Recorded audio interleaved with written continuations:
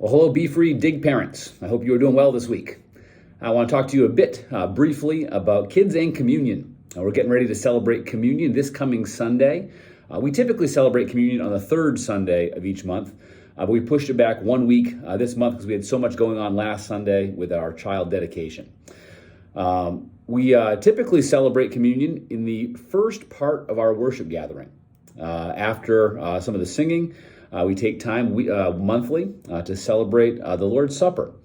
And I know for some parents, this is a time where there's a little bit of squirming and some difficulty wrangling kids. So I just wanted to share with you a few thoughts about that. I'm out here right now actually at the EFCA national offices in Minneapolis, Minnesota. And one of the things that's in the EFCA offices is the National Archives. And so there's all kinds of old artifacts from EFCA churches generations back. And one of those are pieces of history are actually some memorabilia from one of the very first EFCA churches, which was in Boston. And so there's these set of 3 large, very formal chairs and the pulpit. And it all looks very serious and imposing. It's cool to have that history. But I think it also kind of reminds us of the historical nature of this communion practice that we celebrate.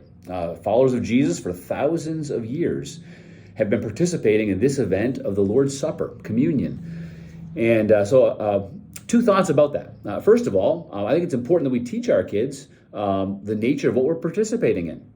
Reminding our kids that we are not just kind of going through a ritual, but we are participating in this practice that is reminding us of a couple key truths. First, the communion is reminding us about Jesus' body being broken for us. That's what the bread is about. So simply talking to your kids about what that means, that the bread is a way that we remember that Jesus' body was sacrificed for us, that he gave himself for us.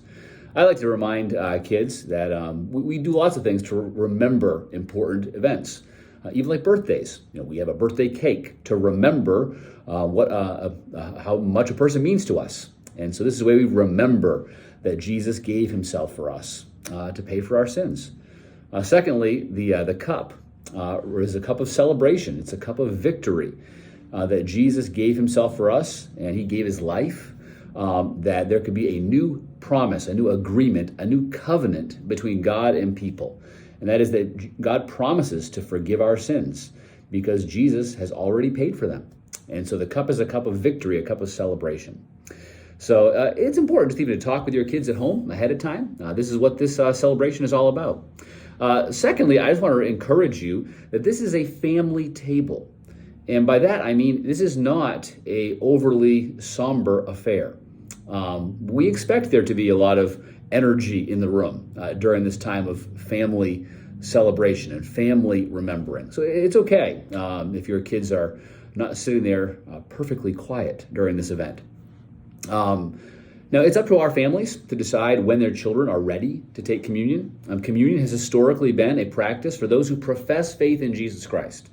And so I think it is important that your children understand what they are participating in and at their age-appropriate level are expressing their faith in Jesus. But we leave that up to the parents to determine where their children are at and if they are ready.